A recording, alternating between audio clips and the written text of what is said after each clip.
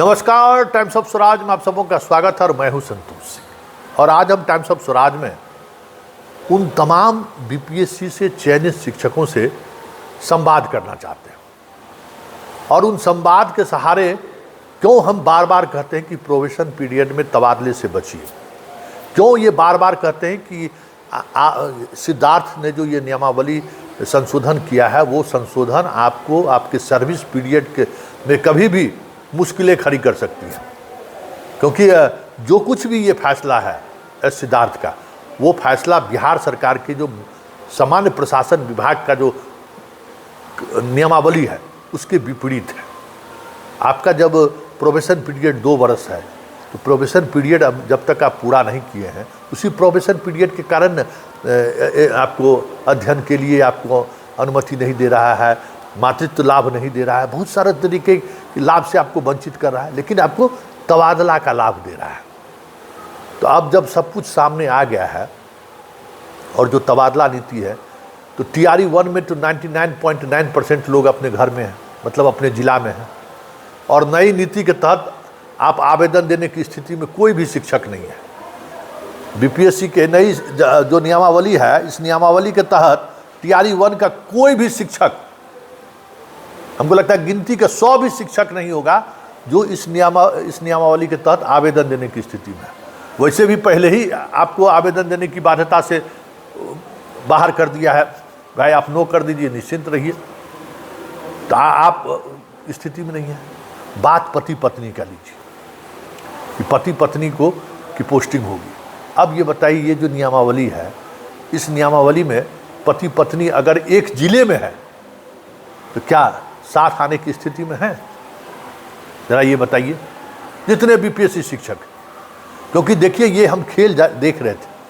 आप इन बातों को समझिए कि हम सक्षमता परीक्षा का रिजल्ट कब निकलेगा, 12 गो अनुमंडल दे रहा है कि 14 गो अनुमंडल दे रहा है कि क्या दे रहा है, ये इन सब खबरों से इतर हम उस खबर के पीछे की खबर पर हम ज़्यादा जोर देते हैं। इस विभाग की मंशा क्या है? क्योंकि हम जिस समय में आपको कह रहे थे कि आपको अनुमंडल के बाहर 12-10 स्कूल चुनने हैं, उस वक्त भी सरकार इसी मूड में थी। नियमावली क्या कहता है कि आपको अपने अनुमंडल से बाहर पोस्टिंग करेंगे, और अगर एक ही अनुमंडल है तो दूसरे जिला के पड़ोसी जिला में, उसमें तो नहीं लिखा हुआ था 10 अनुमंडल कहीं से घुसाया। अब 3 अनुमंडल मैंडेटरी कर दिया। उसके बाद अब ये कह रहा है कि आप अपने अनुमंडल में भी नहीं जा सकते हैं, पत्नी के भी अनुमंडल में नहीं जा सकते हैं, और जिस अनुमंडल में आप पोस्टेड हैं उस अनुमंडल में भी आप नहीं जा सकते। तो बीपीएससी TRE 1 का एक भी शिक्षक इसके लिए एलिजिबल है जो अपने घर के पास जाइए या कहीं से भी अप्लाई करने से आपको फायदा होगा? एकदम सीधा सीधा संवाद है, एक भी शिक्षक को इसका लाभ नहीं मिलेगा। बात TRE 2 का करिए।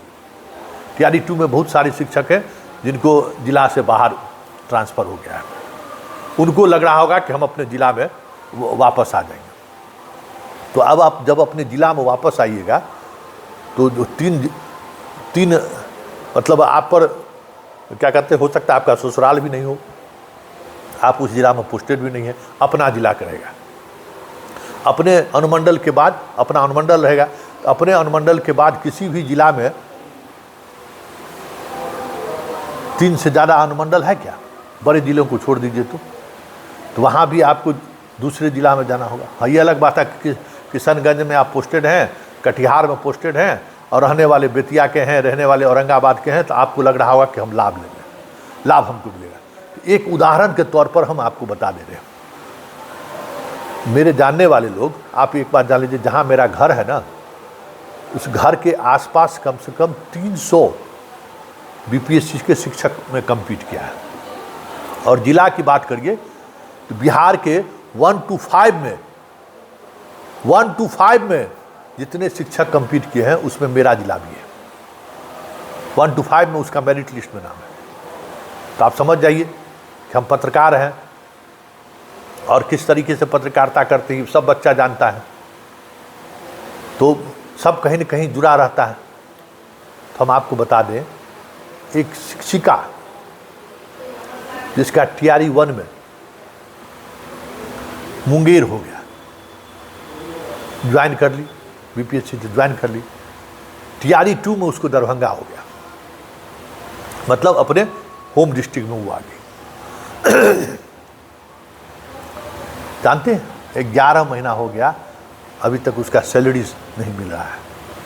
क्यों? प्राण नंबर जो था मुंगेर का, वो ट्रांसफ़र कराने में उनका भाई का, उनके पिता का, उनके जितने रिश्तेदार नातेदार थे, सब लोग तबाह हो गए। और के पाठक के दौर में भी बड़बी करते रह गए, समस्या का समाधान नहीं निकला अभी तक। क्योंकि क्या समाधान है कि आपको एजी के माध्यम से, एजी पता कर लीजिए, जो एजी डिपार्टमेंट जो सारे बिहार के ट्रेजी को गवर्न करता है, उस एजी डिपार्टमेंट में आपको लिख कर देना है कि वहाँ से हमारा प्राण जो है, अब हमारे इस ज़िले में हमारी पोस्टिंग है, वहाँ ट्रांसफ़र करने की अनुमति जाए। वही आदेश करेगा ट्रेजरी को, सरकार नहीं, शिक्षा विभाग नहीं, एजी करेगा, महालेखाकार, तब आपका जो है सो प्राण ट्रांसफ़र होकर यहाँ आएगा। वो इतना टफ है ना कि पसीना छूट रहा है। और ये एक केस नहीं, ऐसा 17-18 केस हम खुद डील कर रहे हैं। एजी के यहाँ पैरवी करने के लिए नहीं, एजी के यहाँ हम रिक्वेस्ट करने के लिए खुद गए। तो एजी के पास, एजी का क्या कहना था महालेखाकार का कि संतोष जी प्रोविजन पीरियड में इसका तो ख़त्म भी नहीं हुआ है, ये तो नौकरी छोड़ा है, अब इसको नया प्राण नंबर बनाए। उसके लिए कोई शिक्षा विभाग जो है सो कोई नियमावली, कोई गाइडलाइन है ही नहीं। आप TRE 1 में कम्पीट किया, आप रिजाइन दे दिए, TRE 2 में ज्वाइन करने के लिए आए, तो आप पुराने प्राण नंबर कैसे कंटिन्यू करिएगा? अब एजी का ये कहना है, अभी संवाद चल रहा है। तो 11 महीना अगर शिक्षकों को वेतन नहीं मिला, वो तो मान लीजिए अपना माँ पिताजी के पास पहुंच गई तो उसको वेतन नहीं। बहुत सारा ऐसे लोग हैं जो बेचारा नौकरिए पर आश्रित है, वो सब परेशान है। तो जब BPSC धारी शिक्षकों का जब तबादला होगा, जब अपने ज़िला में जाएंगे, तो ये भी आप सुनिश्चित करा लीजिए कि मेरा प्राण नंबर जो है वो साथ वहाँ पहुँच जाए। इसके लिए विभाग की तरफ से कुछ न कुछ आदेश जारी होनी चाहिए, जो एजी को वो संबोधित हो, तब जाके आपका वो प्रोसेस में आएगा। नहीं तो आप परेशान हो जाइएगा, छुट्टी सारा ख़त्म हो जाएगा आपका प्राण नंबर ट्रांसफ़र कराने में, और आप तबाह हो जाइएगा। मास्टरी क्या कीजिएगा, घर क्या आइएगा, तबाह हो जाएगी। इस बात को नोट कर लीजिए, इस बात को समझ लीजिए। और दूसरा पति पत्नी का तो देख लिए कि पति पत्नी में क्या ये है, आप एक जगह आ ही नहीं सकते। अभी पटना से एक शिक्षिका फ़ोन की हमको कि सर हम बाढ़ में हैं और हम पटना अनुमंडल के हैं और हमारे ससुराल जो है समस्तीपुर में है, तो हस्बैंड भी जो है सो पटना में पोस्टेड है, तो अब हम कैसे अप्लाई करें? ससुराल वाला तो मान लीजिए हमारा समस्तीपुर ज़िला है, लेकिन पटना मेरा घर है, तो उस अनुमंडल को छोड़कर हम दूसरे अनुमंडल में करेंगे तो हस्बैंड के पास के, और हस्बैंड पटने ज़िला में है, तो बाढ़ अनुमंडल के बाद अगर देते हैं तो पटना ज़िला से बाहर भी पोस्टिंग हो सकता है। हम के रिक्स लो, 3 ही चॉइस दो, पटना सदर चॉइस दो, दानापुर दो, पालीगंज दो, एक और मसौढ़ी है, 4 गो चॉइस दे दो, बाकी चौथा से मत दो। और तुम अपना जो है सो वहाँ से आ जाओ। दाना फुलवारी में अगर मान लो कि है फुलवारी, तो उसका तो ससुराल है, तो दानापुर अनुमंडल वो दे ही नहीं सकता है। तब दानापुर अनुमंडल खत्म हो गया तो 3 अनुमंडल उसके बता के पटना, पालीगंज और मसौढ़ी। चौथा अनुमंडल को अगर जिला से बाहर चला गया तो फिर पति पत्नी एक जगह कैसे आएगा? और पत्नी के जगह पर पति को आना नहीं है। जब भी होगा तो पत्नी जाएगी पति के जगह पर। ये सारा चीज़ जो अब देख रहे हैं, मृग तृष्णा है। आप लोग पढ़े हैं ना मृग तृष्णा? ये बस मृग, जैसे हिरण को गर्मी में दिखता है कि वहाँ पानी है, दौड़ता हुआ जाता है, और वहाँ देखता है कि पानी ही नहीं है। यही मृग तृष्णा है ना।